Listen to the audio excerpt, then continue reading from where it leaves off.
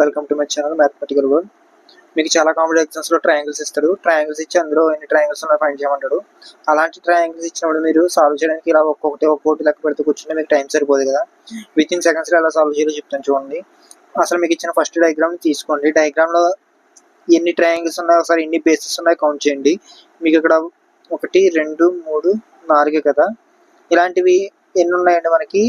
2 కదా, 2 బేసెస్ కదా. ఇదొక బేసు, ఇదొక బేసు. సో ఇది కూడా 1 2 3 4. ఇప్పుడు మీరు ఏం చేస్తారంటే, దీనికి వచ్చిన ఫార్ములా ఉందండి. మీకు ఇక్కడ మీ అందరికీ తెలిసే ఉంటుంది, n × n+1 / 2 అనే ఫార్ములా మీకు తెలిసే ఉంటుంది. అంటే ఏం లేదండి, టోటల్ నెంబర్స్ని యాడ్ చేయడానికి ఫార్ములా ఇది. 1 + 2 + 3 + 4 అలా చేస్తే మీకు టైం సరిపోతుంది కదా. దానికి ఫార్ములా ఇది n × n+1/2. ఇలాంటివి ఎన్ని బేసెస్ ఉన్నాయన్నాను? 2 కదా. ఇదొక బేసు, ఇదొక బేసు. సో 2 కాబట్టి ఇంటూ 2. ఇక్కడ మీరు ఏం చేస్తారంటే, n అంటే ఏంటంటే మనకి n అంటే లాస్ట్ నెంబర్ n అవుతుంది. సో అప్పుడు ఏమవుతుంది? n అంటే 4 × 4 + 1 కదా. 4 + 1/2 ఇంటూ 2 కదా. ఈ 2 క్యాన్సిల్ అవుతుంది కదా.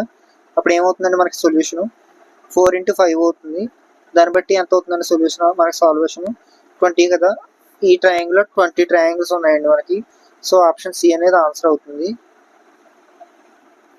స్క్రీన్ మీద కనిపించే ఈ ట్రయాంగిల్కి ఎన్ని ట్రయాంగిల్స్ ఉన్నాయో ఆన్సర్ని కామెంట్ చేయండి. ఇలాంటి ట్రిక్స్ కోసం ఇప్పుడు ఛానల్ని సబ్స్క్రైబ్ చేసి షేర్ చేయండి.